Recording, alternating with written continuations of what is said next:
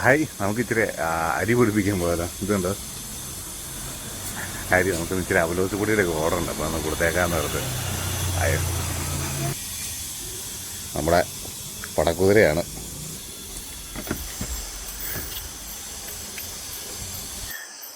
അപ്പോൾ നമ്മളിത് അരിയൊക്കെ പൊടിച്ചുകൊണ്ട് വന്നിട്ടുണ്ട് കേട്ടോ.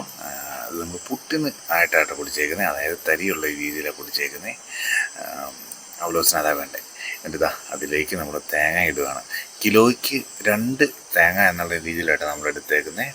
തേങ്ങ ഒരുപാട് കുറയ്ക്കുകയും ചെയ്യരുത്, കൂട്ടുകയും ചെയ്യരുത്. അതിലേക്ക് ജീരകമാട്ടോ ഇപ്പോൾ ഇട്ടേക്കുന്നത്. 15 ഗ്രാം ജീരകം വീതം എടുത്തേക്കുന്നത് കിലോയ്ക്ക് കേട്ടോ. എന്നിട്ട് അതിലേക്ക് അല്പം ഉപ്പ്. ഈ കൂടെ നിങ്ങൾക്ക് എള്ളും കൂടെ വേണമെങ്കിൽ ഇടാം കേട്ടോ. ഞാനിവിടെ എള്ളിടുന്നില്ല. എന്നിട്ട് ഇത് നന്നായിട്ട് ഇളക്കി യോജിപ്പിക്കണേ. ഇത് തിരുമ്മി കൂട്ടുക എന്ന് അതിനെ പറയണേ. നന്നായിട്ട് തിരുമ്മി യോജിപ്പിക്കുക എന്നാണ് പറയണേ. ആ തേങ്ങയുടെ എല്ലാ സത്തും ആ അരിപ്പൊടികൾ മൊത്തം എത്തണം കേട്ടോ. എന്നിട്ട് ഇതുപോലെ ഒരു 1/4 മണിക്കൂർ മിനിമം വയ്ക്കുന്ന രീതിയിൽ തട്ടിപ്പൊത്തി ഇങ്ങനെ വയ്ക്കണം. അതിനുശേഷം സ്റ്റൗ കത്തിച്ച് അവലോസ് കണ്ടിന്യൂസ് ഇറക്കിക്കൊണ്ടിരിക്കണം കേട്ടോ.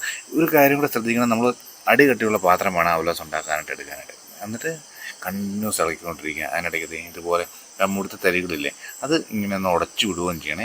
മറ്റൊരു സ്പൂൺ എന്തെങ്കിലും വെച്ചിട്ട് പയ്യൊന്ന് ഇത് ചെയ്തിട്ട് അങ്ങനെ ഒന്ന് ഉടച്ചു വിടുകയാണ്. അപ്പോൾ ആ അവലോസ് പൊടിയൊക്കെ റെഡി ആയിട്ടുണ്ട്. ഇനി നമുക്ക് ഉണ്ട പിടിക്കാനുള്ള കാര്യങ്ങളാകും. അതിന് വേണ്ടി ഞാൻ 2 കിലോ ശർക്കര എടുത്തിട്ടുണ്ട്. അതിലേക്ക് 1 ലിറ്റർ വെള്ളം ഒഴിച്ചു. എന്നിട്ട് പാനിയാക്കി എടുക്കുക. അപ്പോൾ നോക്കി, എന്നിട്ടുണ്ടല്ലോ ഈ ശർക്കരയ്ക്കകത്ത് നല്ല കരടുണ്ട്. അപ്പോൾ ആ കരടൊക്കെ നമ്മളൊന്ന് മാറ്റിയെടുക്കണം. അതിന് ഇതുപോലൊരു അരിപ്പ എടുത്ത് വെച്ചിട്ട് അരിക്കണം കേട്ടോ. നിങ്ങൾ ഇപ്പം നോക്കി, ആ അരിപ്പയിൽ എന്ത് വേസ്റ്റ് കിടക്കുന്നത് ഈ പാത്രത്തിലേക്ക് നോക്കി.